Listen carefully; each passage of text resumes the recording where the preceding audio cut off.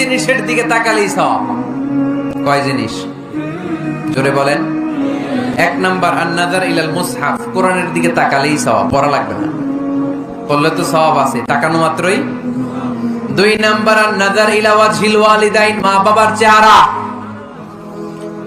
মা বাবার খেদমত করলে তো সওয়াব আছেই, টাকা দিলে তো সওয়াব আছেই, কিন্তু মা বাবার চেহারার নজরের দিকে যদি রহমতের নজরে একবার তাকান, একটা কবুল হজ করলে যেই সওয়াব, ওই সওয়াব আমল নামাই দিবে কে? 3 বার বললেন আল্লাহ রাসূল এই মায়ের কথা। কয়বার?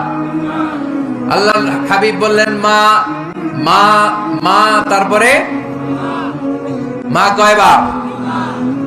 বাবা কয়বার?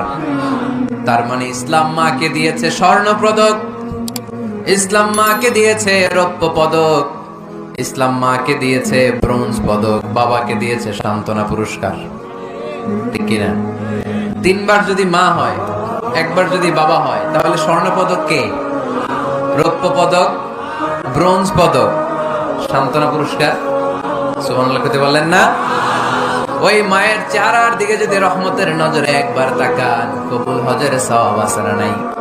তাহলে 1 নাম্বার কোরআনের দিকে নজর করলে সওয়াব, 2 নাম্বার মা বাবার চেহারার দিকে নজর করলে সওয়াব, 3 নাম্বার আল্লাহর কাবা ঘরের গিলাফের দিকে যখন নজর করে তাকাবেন, 20টা রহমত নাজিল করবে কে?